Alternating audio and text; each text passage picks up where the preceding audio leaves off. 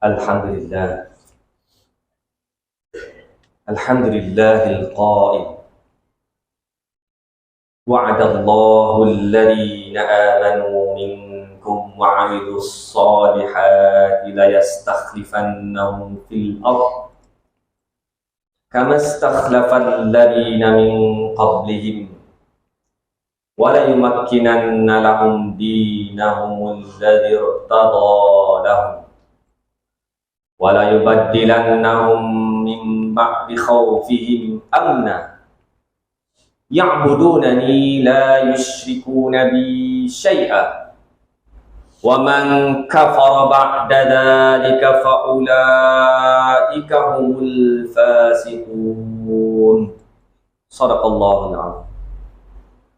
Asyhadu an la ilaha illallah wahdahu la syarika lah wa asyhadu anna Muhammadan 'abduhu wa rasuluh. Allahumma salli wa sallim ala sayyidina Muhammad wa ala alihi wa sahbihi ajma'in. Amma ba'd. Faya ayyuhal muslimun, ittaqullah, usikum wa iyaya bitaqwallah, faqad fazal muttaqun. Qala Allah ta'ala, ya ayyuhalladzina amanu taqullaha haqqa tuqatih wa la tamutunna illa wa antum muslimun. Muslimin yang dirahmati Allah Subhanahu wa taala sekalian. Seperti biasa, saya berpesan kepada diri saya dan juga tuan-tuan sekalian, marilah kita sama-sama bertakwa kepada Allah Subhanahu wa taala. Dengan sebenar-benar takwa, dengan melaksanakan titah perintah Allah Subhanahu wa taala dan meninggalkan larangan Allah Subhanahu wa taala. Mudah-mudahan dengan bekalan takwa ini kita akan berjaya di dunia, jaya di akhirat. Pada hari yang mulia ini, insya-Allah saya akan menyampaikan satu khutbah yang bertajuk pemimpin dan masa hadapan. Pemimpin dan masa hadapan adalah dua elemen yang sangat berkaitan.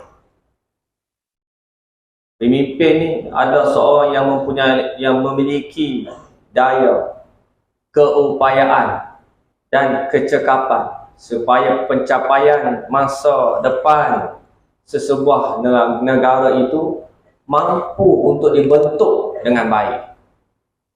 Kepimpinan dalam Islam ianya bukanlah suatu kemegahan, bukan suatu keistimewaan, bukanlah suatu kelebihan.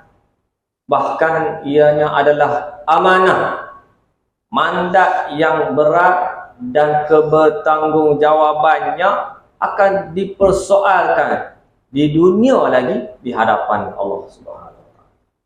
Pemimpin yang beramanah, yang ikhlas, yang adil, mengutamakan kepentingan umum adalah golongan yang pertama sekali mendapat naungan Allah Subhanahu wa taala di akhirat nanti.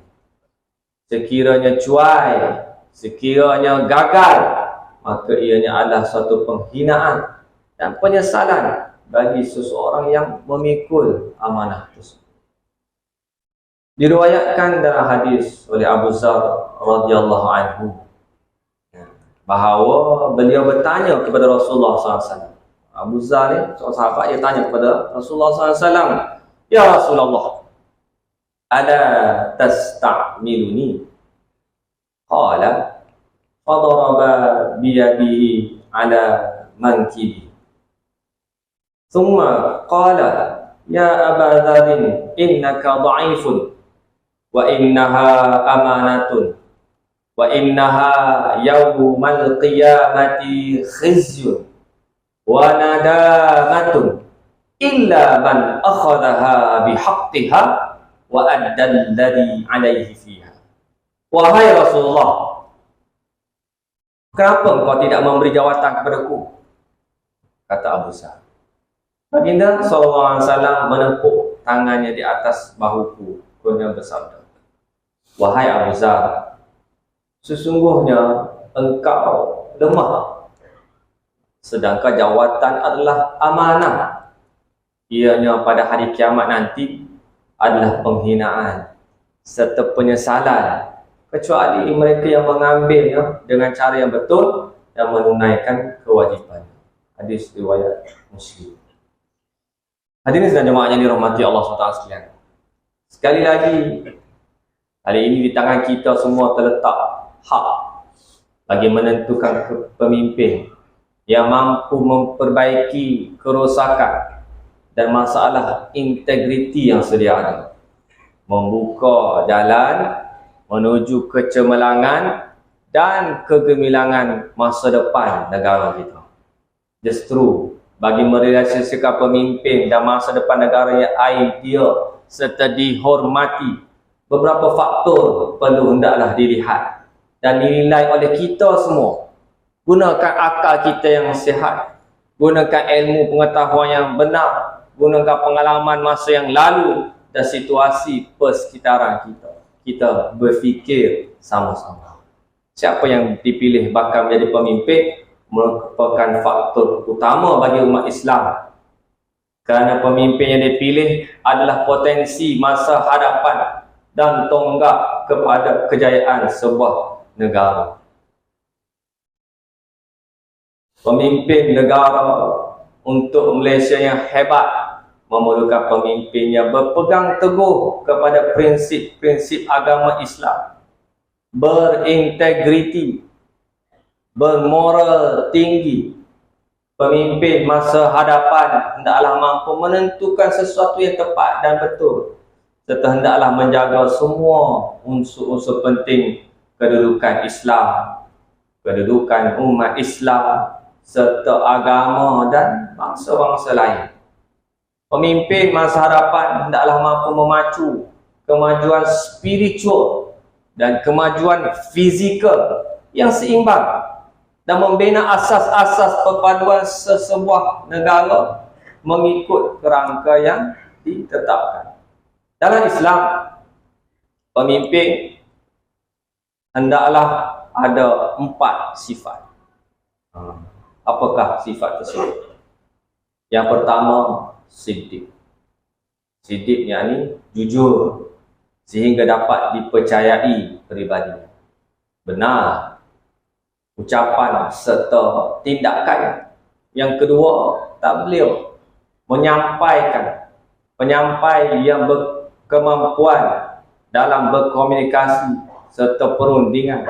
Yang ketiga, amanah atau bertanggungjawab dalam menjalankan tugasnya.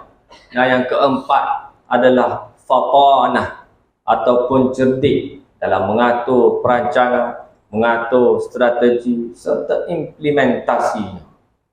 Salah dalam memilih calon bakal mengundang negara yang tidak stabil dan kucak-kacir. Diriwayatkan dari Abu Hurairah radhiyallahu anhu bahawa Rasulullah SAW ditanyakan. Apa yang ditanyakan kepada Rasulullah SAW?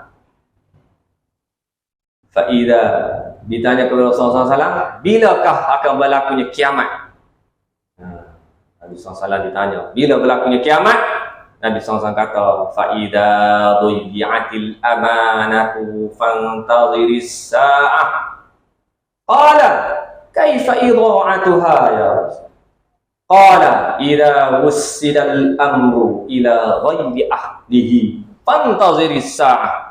Apabila amanah disia-siakan, maka tunggulah kiamat. Katanya, bagaimana dikira mensia-siakan amanah? Bagaimanakah dikatakan tu'iatil amanah itu, wahai Rasulullah, mensia-siakan amanah itu? Nabi SAW bersabda, apabila diserahkan urusan kepada orang yang bukan ahlinya, maka tunggulah saat kiamat tersebut. Hadis riwayat Al-Bukhari. Jangan memilih pemimpin yang hanya mempergunakan agama. Fakta sejarah menunjukkan ramai pemimpin dan kelompok yang membungkus perjuangannya dengan agama, janji menjaga bangsa, mempamerkan keterusan dan amanah, namun setelah berkuasa segalanya berubah. Hakikatnya ketika berkuasa hanya berlaku tindakan menjaga kepentingan kelompok dan kekuasaan, balas dendam, saling menyalahkan sejarah masa lalu. Bila berkuasa, agenda menjaga Islam dan hak orang Islam bertukar kepada membela individu tertentu atau kelompok sendiri berbanding membela rakyat. Hasilnya, gagal menjaga kesatuan bangsa, kestabilan politik, kehormatan negara sebagaimana didambakan oleh kita semua. Sidang jemaah yang dirahmati Allah SWT sekalian, janji seorang pemimpin dari kumpulan tertentu ataupun manifesto merupakan dokumen pemasaran idea, harapan masa depan. Manifesto penyataan perancangan sesebuah kumpulan yang memperincikan peranan dan perubahan yang akan dilaksanakan pada masa harapan. Jadi ianya tidak boleh hanya menjadi alat atau janji dalam mempengaruhi minda serta persepsi rakyat tentang masa depan. Jangan kerana kegairahan kuasa yang bakal dimiliki oleh pemimpin, manifesto populis dibuat untuk menduduki puncak kuasa. Hakikatnya membohongi rakyat semata-mata. Akhirnya beralasan manifesto bukan kitab suci yang wajib dipatuhi. Hadirin sidang Jumaat yang dirahmati Allah SWT sekalian. Dalam satu hadis riwayat Ma'qil bin Yasar radhiyallahu anhu bahawa Rasulullah SAW sabda mengingatkan, "Ma min 'abdin yastar'ihi Allahu ra'iyatan yamutu yawma yamutu wa huwa 'ashun bi ra'iyati illa harramallahu 'alaihi al-jannah."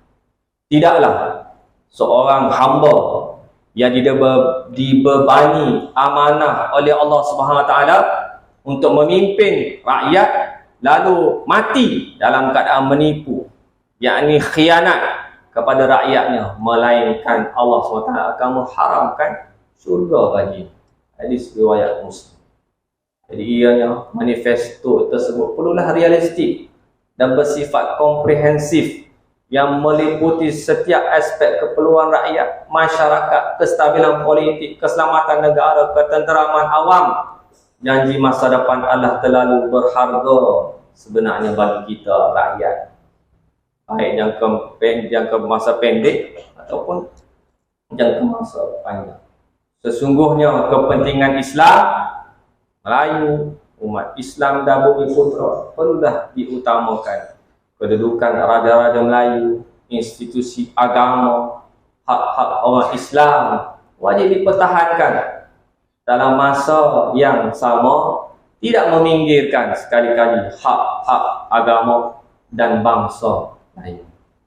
Hadirin muslimin yang dirahmati Allah SWT sekalian, mandat merupakan kuasa rakyat, kuasa kita yang diberikan kepada pemimpin atau sesuatu kumpulan sebagai pengemudi untuk membawa aspirasi kita sebagai rakyat. Pemimpin menurut Islam adalah umara ataupun ulil amri, iaitu orang yang mendapat amanah untuk menguruskan urusan rakyat.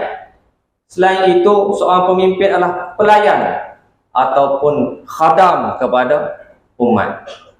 Setelah pemimpin dipilih dengan kuasa rakyat, maka pemimpin dan pasukannya hendaklah mengamalkan politik matang dan sejahtera yang berpastikan kepada kepentingan rakyat dan negara.